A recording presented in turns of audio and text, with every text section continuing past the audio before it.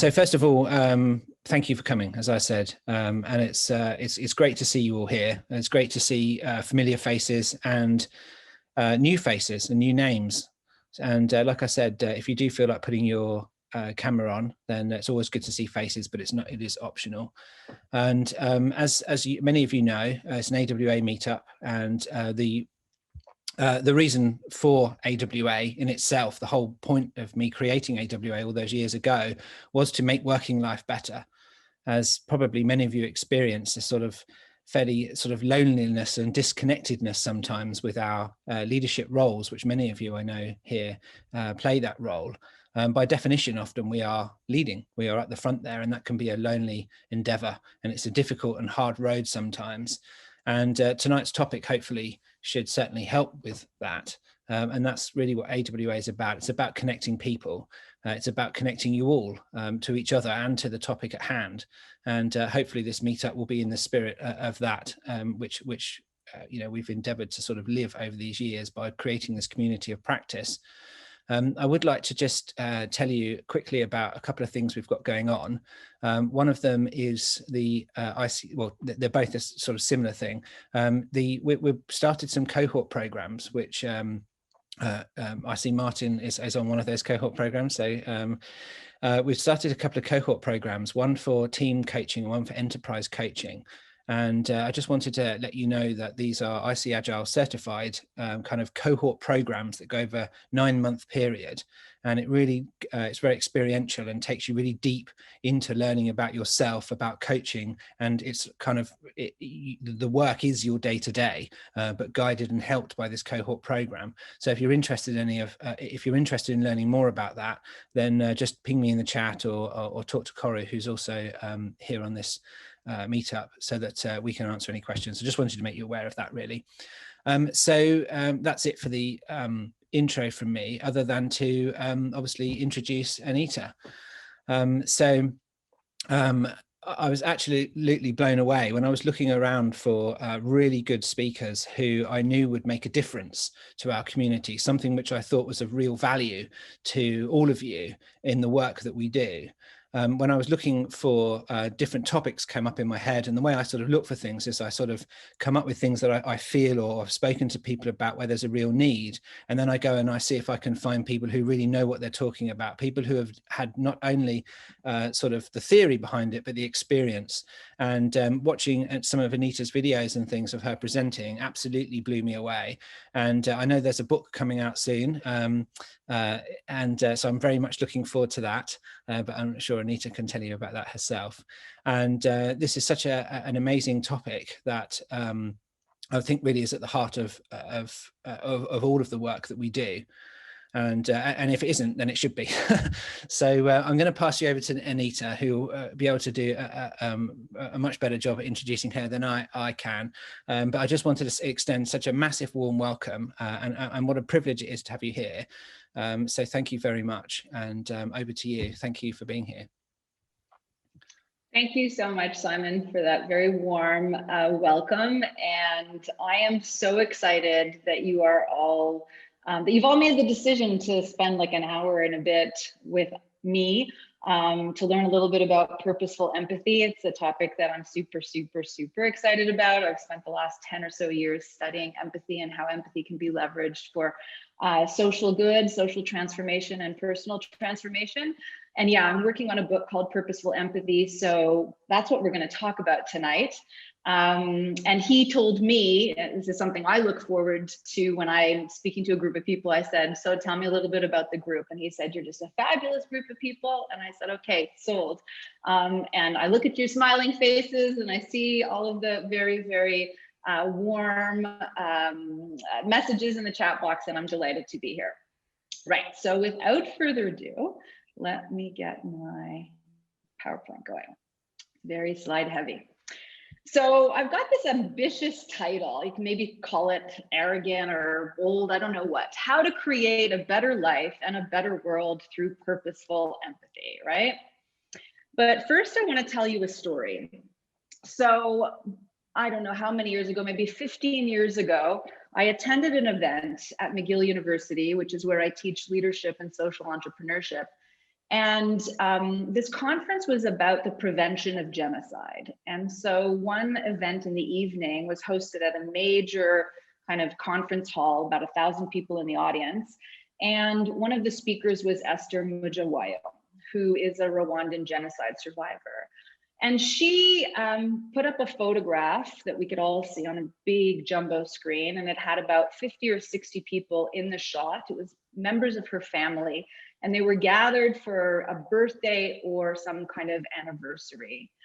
And she told the audience that only she and her daughter survived the genocide. Everyone else in the picture, with about 60 people in the picture, had perished. And you could hear a pin drop. The entire audience went very quiet. And she said that she's often been told, especially by people from the West, that if only we had known that the genocide was happening, in those 100 days, if only we'd known, we would have done something about it. And she said, I don't buy that, because right now there are people still suffering in my country and elsewhere on the planet, and you know about it, and you continue to fail us. And I literally felt my ears on fire. And I really felt like she was talking to me. So after that, that evening, I made the decision that I was going to do something. And it just so happened that my sister was studying in the Faculty of Law, and she had a classmate that was from Rwanda and was a survivor. And his mom had started a nonprofit organization in Kigali called Tuba Humorize. And it's basically 300 women that are part of this collective that come together on a weekly basis, on a rotating basis, for healing circles, guided by a trained psychotherapist to help, with their PTSD and help them with all of the other things that they're addressing, including poverty, raising children that are orphans, the loss of their family members. And so my sister and I went to Rwanda. We did some fundraising before we left on the trip. And we brought close to $10,000 that was going to help them launch a microfinance project. And they bought 10 sewing machines to start a training program. And this trip really, really impacted my life. The country itself was absolutely gorgeous. There was just breathtaking beauty everywhere you looked. I encourage you all to go if you have the chance to go. And of course, there was poverty in so many places. And it was hard to reconcile the beauty of the country and some of the suffering that I saw. And of course, the trip to Rwanda took me to the memorial. And this picture really has stayed with me all these years later, of some of the children who died during the genocide.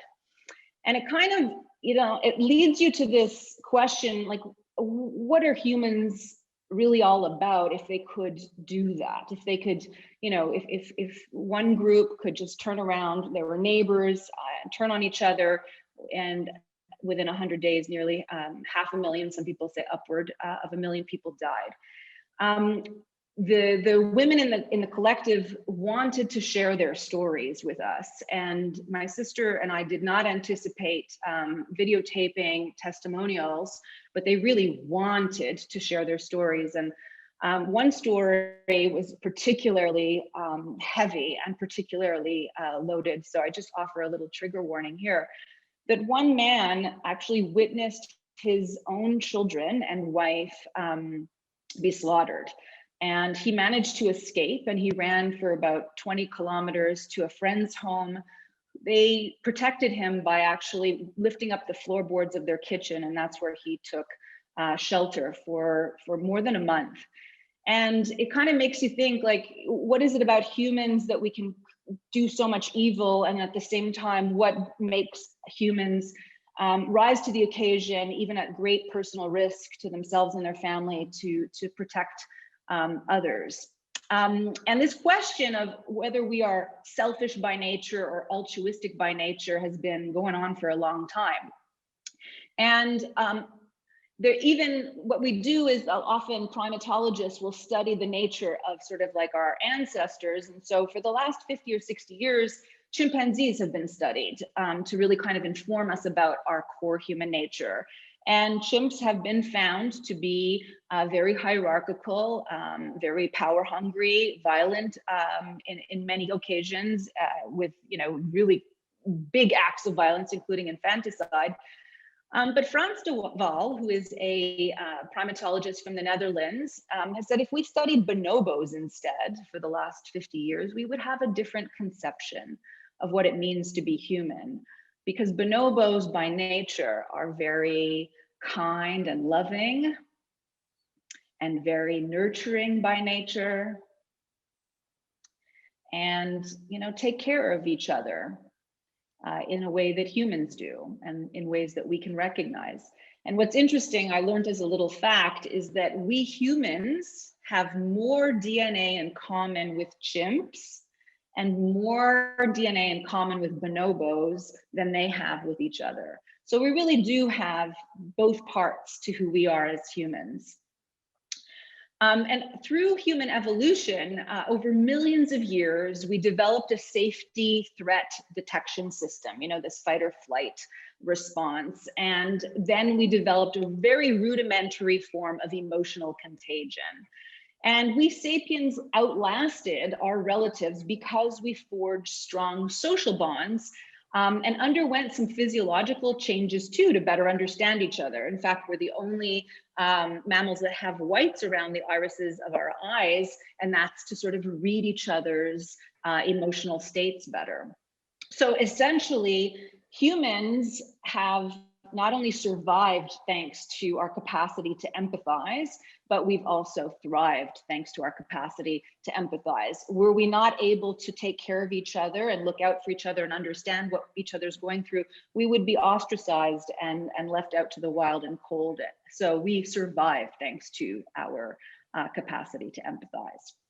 So for us to kind of talk about purposeful empathy, and I think I'm going to talk for roughly about 30 minutes, and then we're going to do some personal work and some small group conversations before we come back to the plenary. We're really going to try to operationalize this purposeful empathy thing. I want to start with what is empathy, right? Some basics. And some people might look at this and think, yeah, this is empathy. Or this really is sort of the visual of what empathy looks like. Or maybe some people would look at this and say, yeah, this is empathy.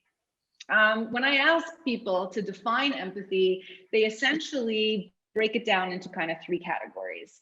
Either stepping into someone else's shoes, seeing through someone else's eyes, or feeling what someone else is feeling. And those are all perfectly valid definitions of empathy.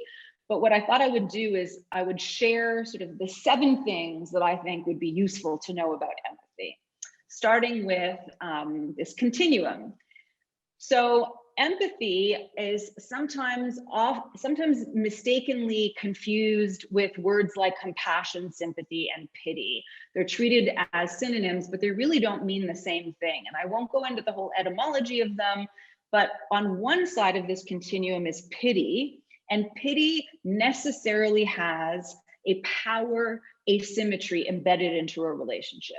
So when you pity somebody, you look down on them. Oh, you poor person, right?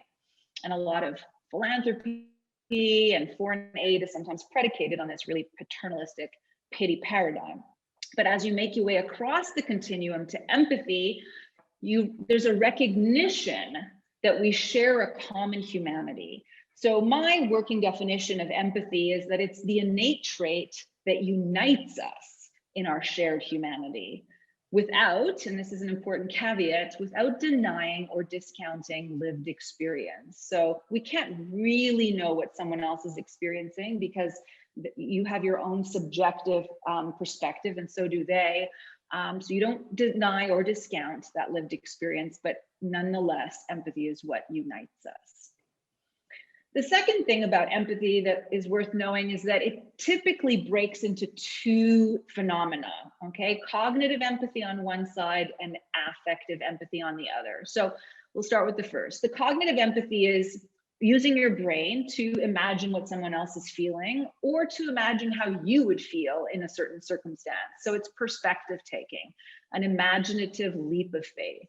So when somebody is telling you a story, you're engaged in cognitive empathy, trying to understand how that might be impacting them. And a lot of great literature certainly flexes our cognitive empathy as well. So just to bring this to life, I would like to do a little experiment. So I'd like you to choose one of these 3 puppies. Okay, so you're making a decision. I'm going to choose the little guy on the left, middle, or right. And I want you to really look closely at sort of the body language, sort of the facial expression of your puppy, and try to imagine what that puppy is feeling. And then what I'd like you to do is, I'd like you to imagine if they had only one little sentence, what would they say to express how they're feeling? Okay, so just take a minute, choose your puppy, think about what they might be feeling, and try to get it into a sentence. And now, if you wouldn't mind, we're gonna just choose the puppy in, well, let's make it easy, the puppy in the middle, okay? If you chose the puppy in the middle, please put your one sentence into the chat box.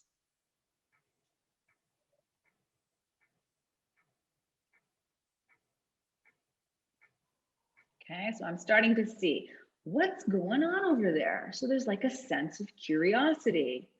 Oh, I feel comfortable with my friends here. Oh, is there going to be dinner sometime?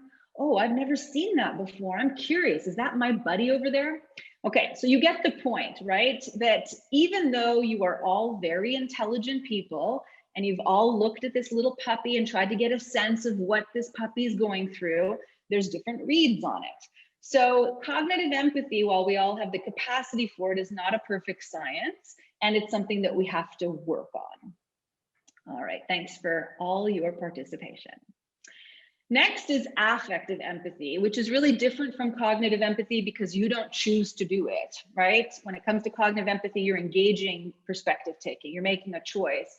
Affective empathy happens spontaneously, and it involves like evoking your feelings, your affect.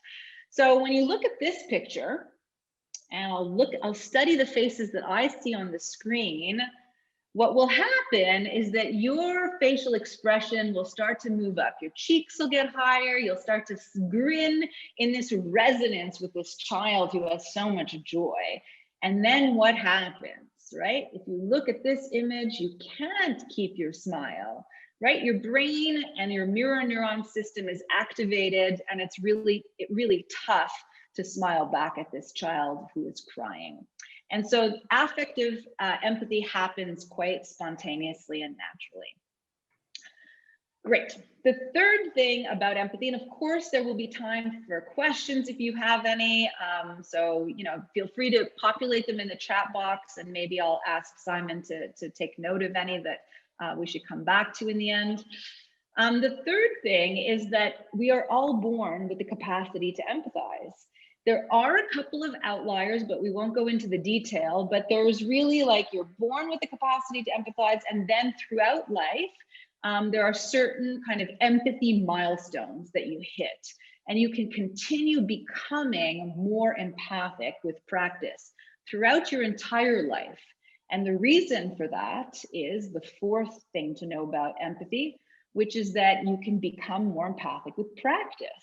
So just like you go to the gym, you do your bicep curls, your muscle grows, thanks to our brain plasticity, our neuroplasticity, the more often we think empathic thoughts, the more often we behave empathically, the deeper and more entrenched our empathic neural connections and synaptic connections become. So you can train your brain, you can mold your brain, you can mold your brain synapses to become a more empathic person. And I find that super, super hopeful.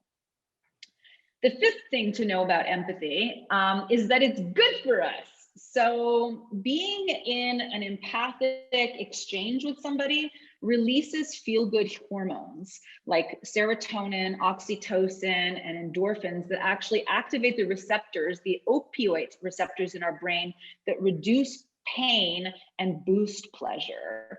And also extending an empathic embrace has been shown to sort of reduce stress hormones like cortisol. And so it also helps us become healthier because our immune system functions better. Rates of depression and anxiety and stress go down. So there's just like a whole host of physiological benefits to empathy. The sixth thing to know is that the world needs more of it. Okay, so now we'll really shift gears a little bit, because I think it's amazing that we've landed Mars. Okay, Perseverance has landed on Mars. We saw that this week. Holy smokes, engineering feat, fantastic. And we are in the early stages of engineering artificial intelligence. Human ingenuity and creativity and capacity is really quite mind-blowing. However, I also feel like we have not optimized our capacities because we've got a lot of things wrong in the world. So, there are some 2,000 billionaires that own, the giant lion's share of wealth. I think some estimate that it's like the top 8 or 12 men in the world have the same combined wealth as the bottom half of the world's population. So, a few live very, very well off, and a lion's share of people do not.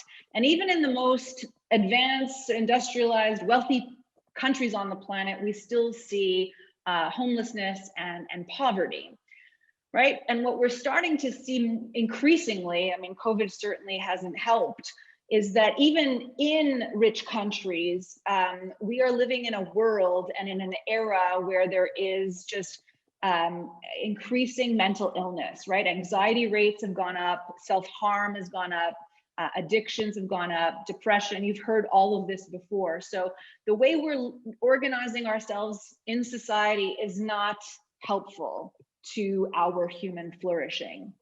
We know that 1 billion people lack access to safe drinking water. We know that, the International Labor Organization estimates about 27 million people, including children, are modern day slaves, right? 27 million people is 3 times the number of people who suffered through the 300-year African slave trade, and that's on our watch. So that's also a sign that we're not making wise decisions. And then, of course, you've got, pollution and plastics in the ocean and clear cutting, and what's happening as a result of the way we're treating our planet? Well, climate change, and we're seeing floods and fires and droughts and storms. And who are they impacting?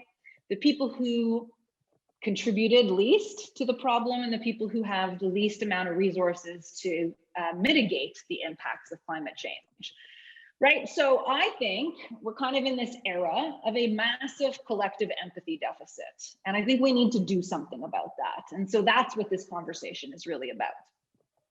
So the 7th thing that I would say is we need more empathy for sure, but we need more purposeful empathy to create a better life and a better world. Now, I want to just invite you to think about this for a moment, to create a better life and a better world. That little word "and" suggests that purposeful empathy does both simultaneously. But I want to actually suggest that, so before I move on, sorry, wrong slide. So how to create a better life is the question that we often go to first, right?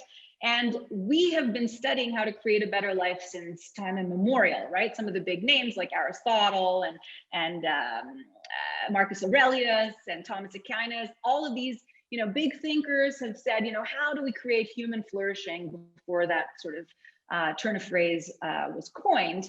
And one of the ways that we think about,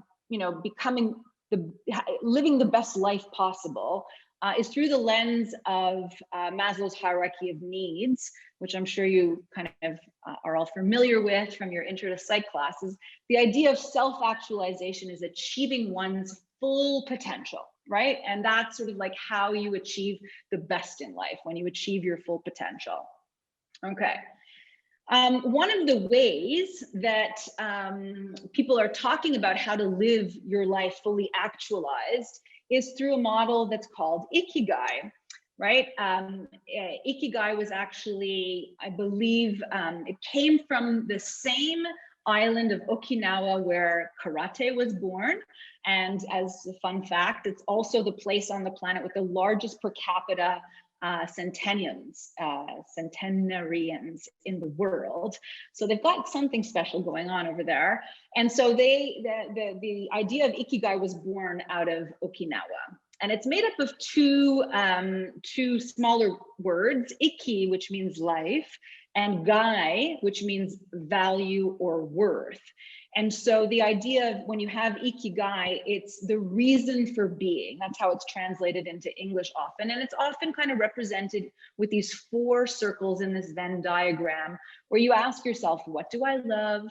What does the world need? What can I get paid for? What am I good at? And if I, manage to answer those questions, that space in the middle, if you can achieve that, is your Ikigai. You've found your life's purpose, right? And I think about gifted teachers or pro athletes or working musicians or best-selling authors are living their Ikigai. So that's one model. So back to what I was saying earlier about that little word "and" is, okay, how do you create a better life and a better world? And I'm suggesting that purposeful empathy is the way to do it. And that "and" means that they're happening simultaneously, but really the best way to create a better life is to pursue a better world. Okay, so there's one that comes before the other. And I'm not the only one to think that way, right? And I'm certainly not putting myself in this category of luminaries, but just to, make the point that some of the most inspiring people that have ever walked the planet have come to the conclusion that service, right? What gifts you can give that are helpful to others is what makes our life infused with meaning and purpose, and what allows us to live our best lives. So I want to add on to Maslow's hierarchy of needs. What's often not known about Maslow is that towards the end of his life, in some unpublished work, he actually came to the conclusion that self-actualization is not the apex of our full capacity as humans. He said that achieving a sense of purpose beyond the self, so what he called self-transcendence, is actually infinitely greater an experience to have, and is a much more a way to fulfill your life's potential. So the model that I want to work with tonight is the model of purposeful empathy. So I'm going to break it down just a little bit for you, and we're about to go into breakout groups. So, this is being, I guess, not screened. I'm presenting this model for the very first time to a group of people tonight. So you are ground zero looking at this model. All right, so when you go into your breakout groups, you're going to have a question that I'm going to prime you to think about, and you'll talk about with your group. But feel free to come back with any ideas or impulses or pushback against this model. All right. So to live a life of purposeful empathy, I'm suggesting you start with issues that you care about, okay? Because we all have issues that we care about. Either someone in our family has gone through cancer, and so that's really marked you. Or maybe you really just believe that access to education for girls is a super important thing to empower them around the world. There's 100 different, sky's the limit in terms of all the issues that you can care about, but really kind of think about the issues that really move you and that you would spend energy and time and effort working on. Then think about injustices in the world and find ways in which the issues that you care about connect to some of those issues. So one way to look at it is to consider the UN SDGs, right? So I don't know if you're all familiar with them, but the United Nations has put out this sort of global set of goals for 2030. And you might want to think about the issue that you care about. Where is it located within these 17 SDGs? And the idea behind kind of connecting it to an issue that is important to the world is that when you're working on an issue that is also important to the world, you can attract resources and talent and momentum. So back to the model, that you think about, if you care about an issue, typically you're going to make some personal changes. Maybe you're making a decision to become vegetarian because you care about climate change. And so there's going to be some personal growth that comes with that. And also, if you're addressing issues that are affecting the world, there's going to be social progress if you find people with whom to actually activate some purposeful empathy. Now, what's needed for purposeful empathy as a context is both, it's kind of in a yin-yang scenario. We need humility and we need tenacity. We need listening and we need sharing through vulnerability and expressing sort of like your deepest hopes and aspirations and fears. And I also believe that purposeful empathy happens by de facto to challenge the status quo. The idea is to move us forward, but it also honors our oneness, right? That we're all in this together, which is why I was saying that empathy is the innate trait that unites us in our common humanity, that we share this oneness. So this is where I will stop the sharing. And oh, actually, no, so not yet. I'll leave you with this question before we go into the breakout groups. How could you embrace purposeful empathy to create a better life and a better world? So, as you make your transition to your group, maybe you want to take 2-3 minutes, maybe even when you're in the group, keep your screen off for 2-3 minutes to think about that. And what I'll do is I'll go back to the previous slide in case any of you want to take a screenshot of it so that you have a reference point to look at. But how can you engage in purposeful empathy? So think about that. And then I'm hoping that you'll exchange and have a conversation about that. And I'm leaving it quite open-ended on purpose, just in case something really interesting kind of manifests and you end up going in all sorts of different directions. We'll come back in 20 minutes and we'll do some sharing. And I would be really delighted to hear your thoughts about the model.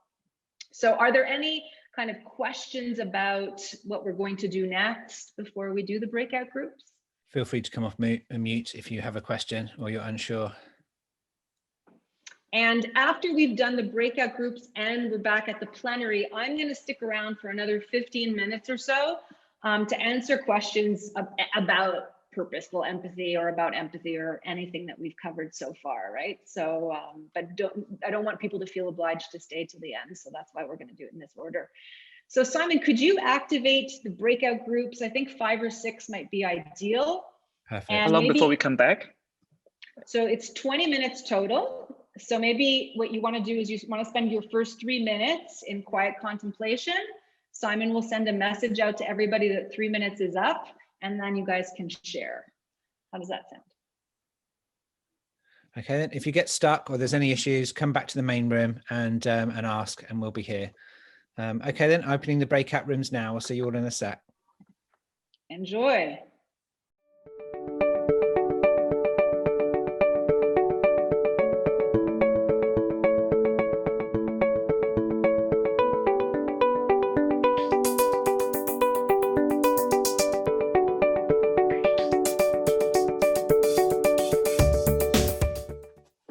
So welcome back. I had the chance to eavesdrop on one group for about 3 minutes, and I would have loved to pop into all of your groups, so I didn't want to kind of, unsettle anybody.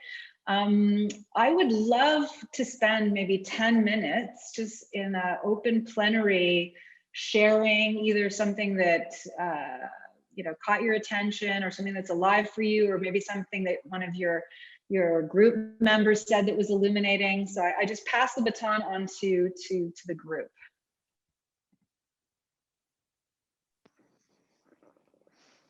Hi, thank you for sharing your model. The discussion was enjoyable. One thing we noticed through our discussion was injustices in the world was the one point that elevated it to a potentially a individual point of view or a social point of view to a world stage. Can you offer any comment there, please? Oh, you're on mute, Anita. Yeah, sorry, you want me to comment on that? Yeah, maybe there are different words to use, and I welcome feedback about that. But the idea is that where there is injustice, there is suffering, and where there is suffering, there's opportunities to alleviate that suffering and to create more justice and equity. For people to have access to more resources and more dignity and more of the good stuff. So yeah, maybe there is a better frame. So I welcome words that you might want to suggest. It was in no way intended as a criticism. It was just an observation. And it was the use of "in the world" as opposed to any other frame of reference, whereas the others don't have that. So that was the draw that I had. Thank you. Oh yeah, okay. Anita, a question, I guess, from our group is, in trying to understand the model, and it's an interesting model, would you be able to shed any light in terms of how you would phrase or name the different zones, like the outer circle, the inner circle, the green bits in the middle? Do you have names in your own mind as to what those things are? Like, for example, we call that maybe the green stuff in the middle, the four-leaf clover, was maybe the sources of action or the outcomes of the collective knowledge or awareness of what's going on around us? I haven't, but I think that's a really great suggestion. Yeah, because even like if you think of the Ikigai with those four, when you're in the intersection, they comment on what that means, and I could do similar things. Like I've captured it with sort of like headers, but not necessarily frames like that. So thank you for that. I guess because there's a lot going on, we were variously, I guess the engineers amongst us were trying to understand what the different areas were about. Okay, thank you. Cool. Any other questions? We had an observation about how the model starts, and it starts with challenge, and we wondered whether that was the most appropriate word. Naturally, we don't try to challenge, we get curious and then investigate, maybe. So challenging might immediately get pushback, and this isn't, that might be counterproductive. I'm trying to remember because I started at issues you care about. It's challenging the status quo, top of the model. The first thing you say as you read the model is challenge. You could put oneness at the top. That would make Stephen happy. Oneness at the top, or changing the challenging word to something else. Because when the model was conceived in my mind, it didn't even have the two concentric circles out. But then I thought, that there really does need to be context, and there really do need to be some like kind of overarching characteristics. I believe purposeful empathy inherently is political by nature. We want to challenge the status quo, and I also believe it's really spiritual work. Like we are in this together as one. So I didn't visually see the cue. Only because it was the third thing that I added onto the model. So that's very, very good feedback. And I'm more than happy to flip the oneness with the status quo. Thank you for that. By the way, the slight concern that we had with the use of the word challenge was trying to understand whether it was being used as a mindset or a method. So challenge could be seen as a method, and often that looks more like headbutting rather than perhaps approaching it in a more coaching manner. And so that's where the confusion kind of happened in regards to the word challenge. Now, if it's just a mindset, that kind of is, it's understandable. But if it's a method, then as Agile coaches, we were kind of wondering, is that really the good approach or method to use? Are you thinking of it within sort of like an organizational development perspective? Not necessarily. Not necessarily?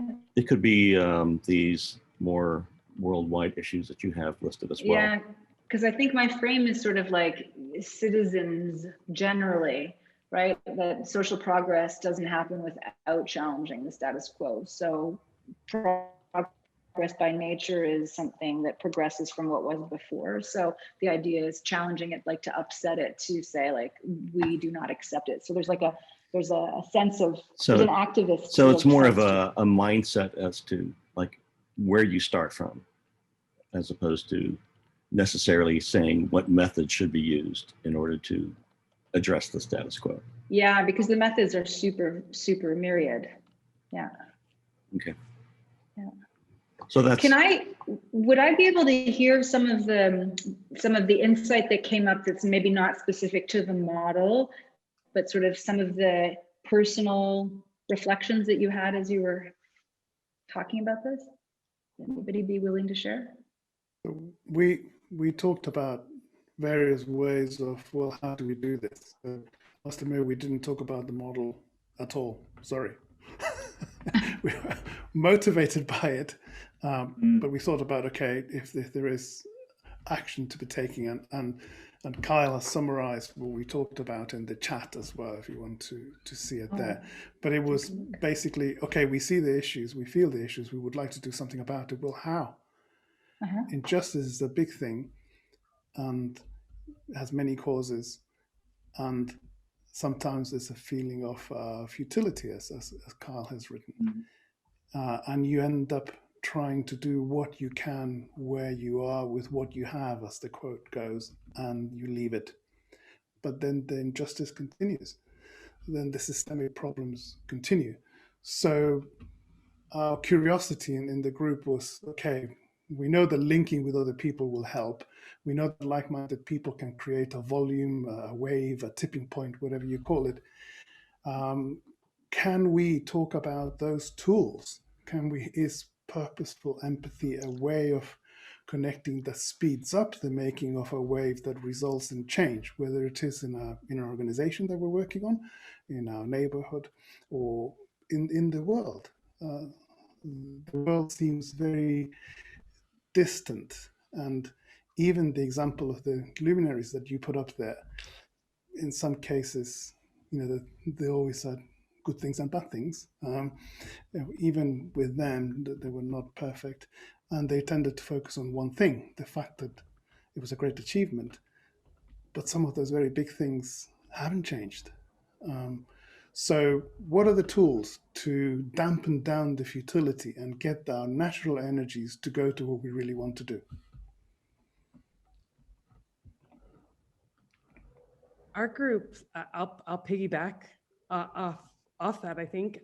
So our group didn't talk really about the model itself either. It was, I really appreciated what my teammates, so I'm jumping in here and speaking, so please dive in with me as I do this, because it was everyone else's ideas, but really brought a lot of processing for me, and that is, how do we start where we are today? So looking at the 17 items is sort of very large and big, and while there's so many things on that list are powerful and we would care about, I think what we brought up, and I didn't write names down, but just the thoughts were, if we start with ourselves in the way that how we interact with each other, and how we are, are working together, the environments that we create, building on the psychological safety, just how we behave with each other can be the catalyst for change, and that the things that we do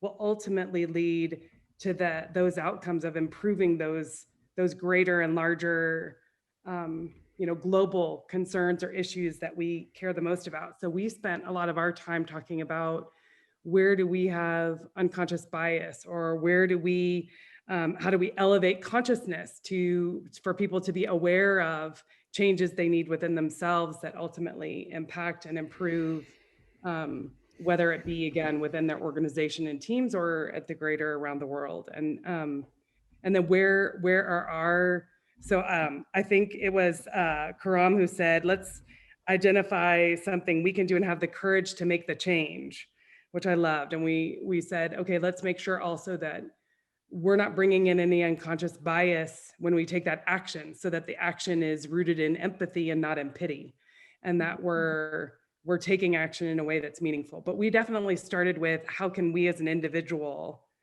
do things? Maybe it's mindfulness and meditation, or the way we're interacting with people. How can we model that and behave that way to ultimately then, motivate and potentially drive changes from one to many to global.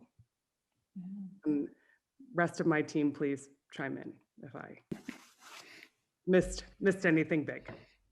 I think you summarized it well. But also just adding the connection to the model for me was looking in the different. So for instance, as Carrie said, starting with personal growth, what has happened for me the last couple of years, and also what issues do I care about?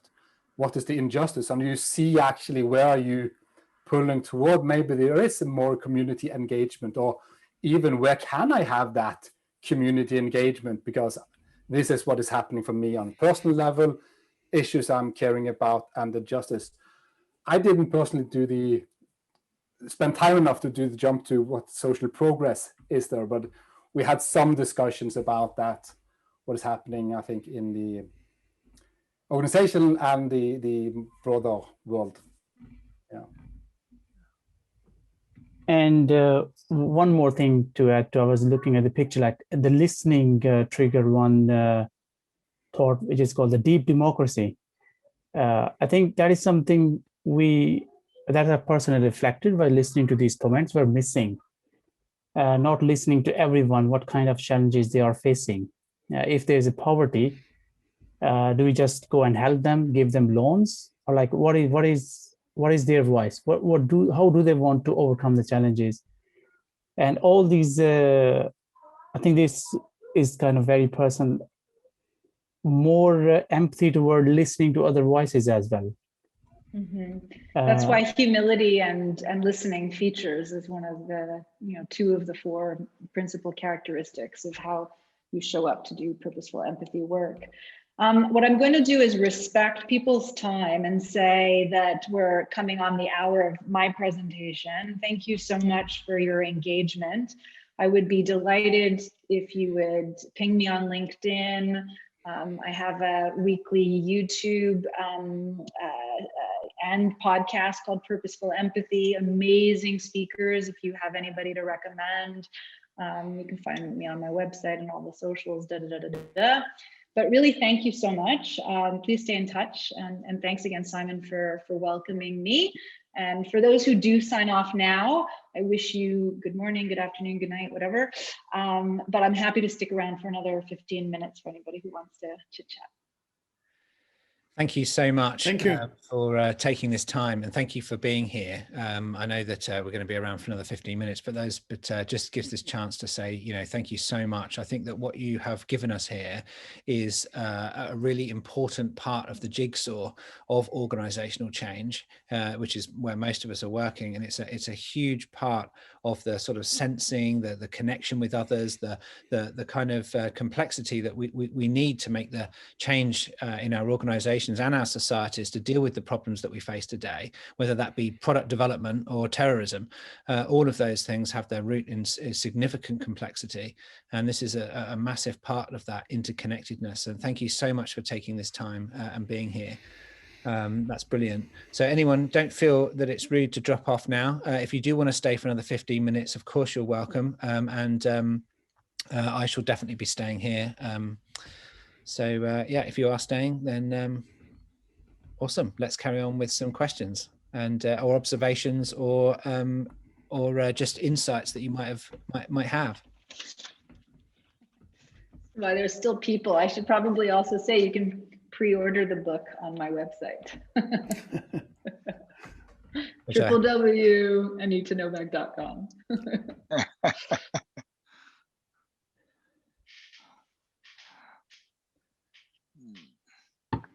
So feel free to ask a question. We can get started with the post. I have a question. Uh-huh. I mean, I like the model. There's many good things on it. To me, it felt a bit overwhelming. And what would help me is a little bit like a path through the model. Like, where do I start, and what are the steps that I take in order to go through the model and develop things? I don't know if you have anything, any recommendation there.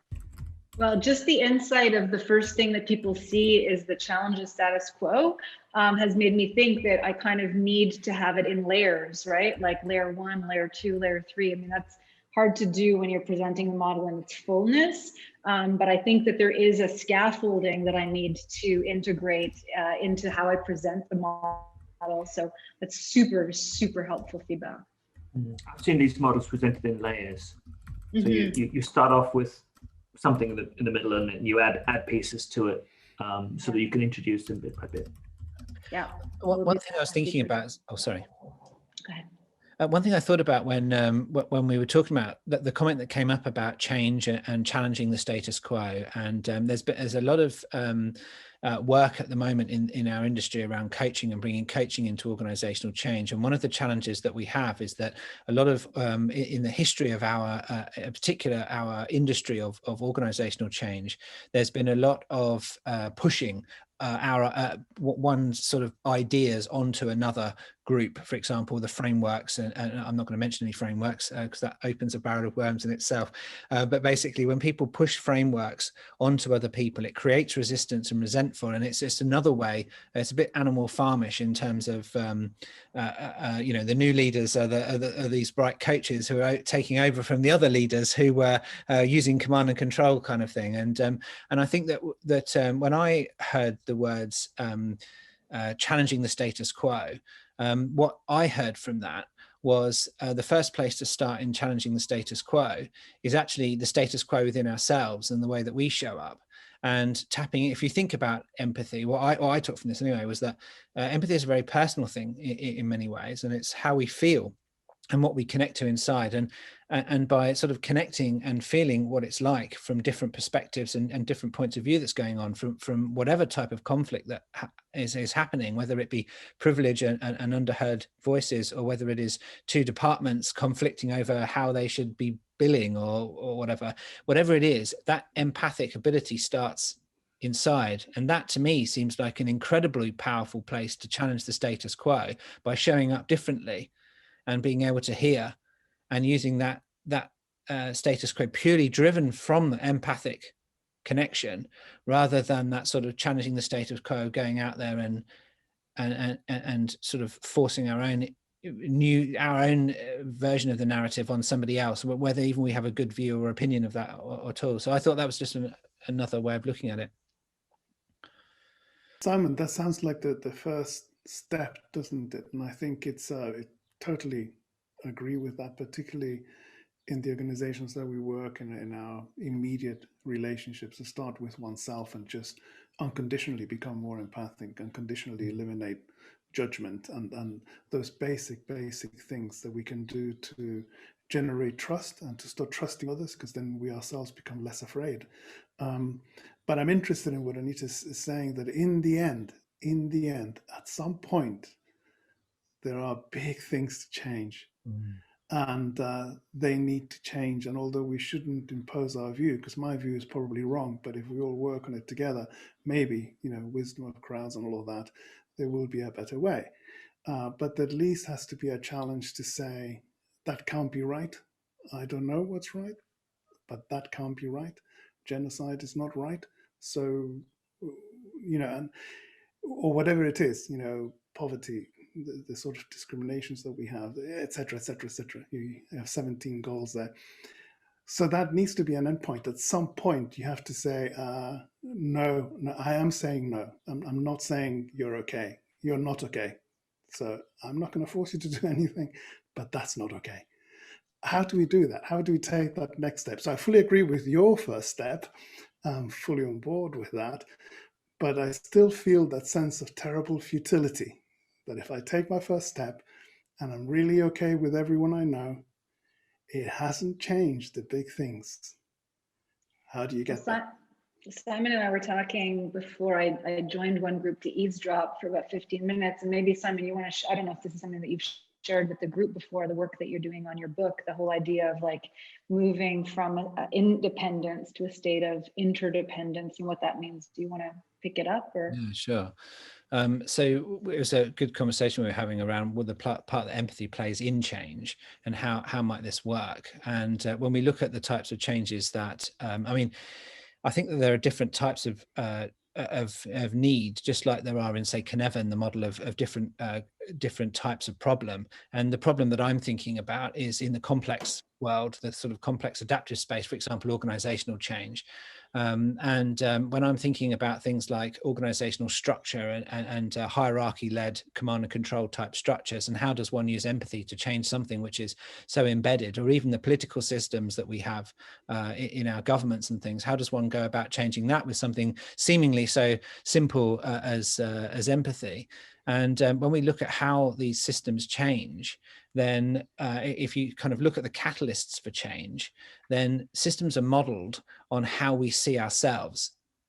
So when the move, and what Anita was referring to in terms of independent thinking and interdependence thinking, is that for the last sort of 400 or 500 years, we've been moving into a very independent or independency type view of ourselves. We're all very independent. And as a result, we model our organizations on that basis. And as we move to deeper and deeper levels of complexity, of which the problems that we find ourselves facing now, whether it be climate change or product of delivery, that level of that type of thinking, that independent thinking, is no longer sufficient to solve those problems. And the shift within ourselves is from independent to interdependent, where we're both dependent and independent from each other. Now, if we think about what that means about being dependent on each other and interdependent, it means that there are connections amongst all of us. And it's those connections which we need to nurture and figure out, how do we dissolve that boundary about being independent so much, connect with others. And one of the key ingredients there is this empathy. And by changing the way that we see ourselves, our identity, and helping others become more empathic so that they then see themselves differently, when there's a certain tipping point about the way that we see ourselves, the organizational structures, the political structures naturally change to represent who we are. And so I have seen so much of trying to change political and also organizational structures by taking the structure as the thing that needs changing. And as we've probably all seen, the structures revert back to the status quo, perhaps with different titles, different job roles, but they tend back to the status quo after anywhere between 6 and 14 months. And the reason for that is because the view of ourselves, our identity hasn't shifted. And so I see the empathic view of being able to connect with others as a dissolving of the boundaries of oneself so that we can move towards an interdependent consciousness, which then naturally our organizations shift because we build them upon the way we see ourselves. And of course, I want to just add to that, like, I think for sure, we all have a role to play and we all need to sort of be the change, you know, but there's a reality that just because we stop using single-use straws and buy a metal straw, that we're somehow fixed like the global catastrophe that is climate change. So I think it's a model that I really like that comes out of the Kennedy School. Marty Linsky's his name, Adaptive Leadership, which is leadership that understands that change is happening. And while change is happening, there will be some that benefit and some that don't.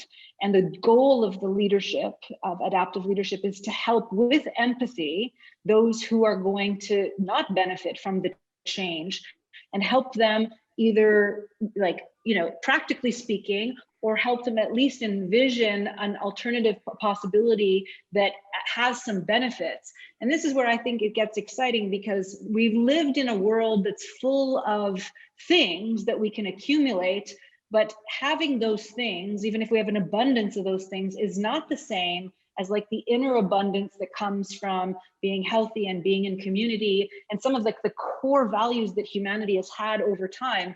We're so not in that discourse anymore. Maybe COVID has opened, if we have some silver lining to COVID, has opened up some discourse around that. But I think in abandoning some of the ways that we are currently organizing society, to move to another direction, it's not all loss. Some of it is major gain, and we have to do a bit of a PR job on how much better our lives can get by, stop living in this world the way we are currently living. So I'd add that. Thank you. So I think we might have time for one more sort of question or observation or insight. Would anybody else like to share anything?